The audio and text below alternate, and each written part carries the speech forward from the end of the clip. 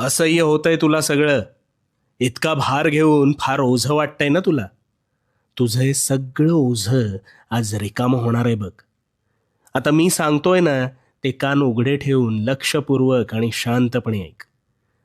आता समज रस्त्यातून तू एक वजनदार गोष्ट तुझ्या उजव्या हातात धरून चालतोयस.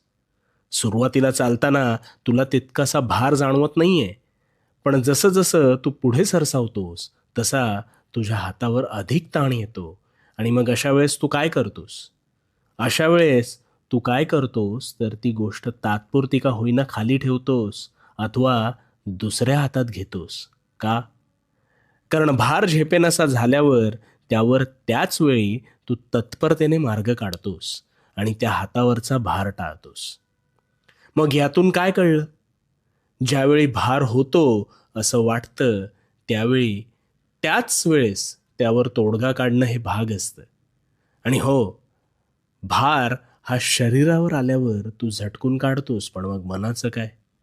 मानसिक स्वास्थ्य तू तितकंसं गांभीर्याने घेत नाहीस आणि इथेच सगळी गफलत आहे. तुझ्या ह्या ताणतणावाची कारणं ना ही अनेक असू शकतात.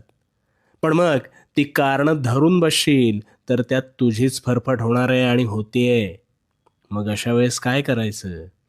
तर मनात गोष्टी न चघळता जसं हातावरचं ते ओझं झटकलंस ना, तसं मनावरचंही ओझं झटकून टाकण्यासाठी बोलून व्यक्त व्हायचं. आता तू म्हणशील, तर कोणाशी बोलायचं? तर जिथे तुला मनमोकळेपणाने बोलता येतं ना, अशा कोणत्याही व्यक्तीशी बोल. पुरता भार निघून जाईल बघ. अथवा कोणालाच सांगायचं नसल्यास तुला ज्याचा त्रास होतोय ते तुझ्या दैनंदिनीत लिहून काढ. आता तू म्हणशील, याने काय होणार आहे? अरे कुठेतरी का होईना व्यक्त झालास म्हणून हा भार जो आहे ना, हा निश्चितच हलका होणार आहे.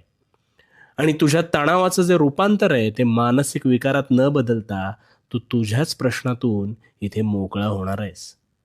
चल, चल सोडून दे आता तो भार आणि भिवू नकोस. भिवू नकोस, मी तुझ्या पाठीशी आहे. भिवू नकोस, मी तुझ्या पाठीशी आहे.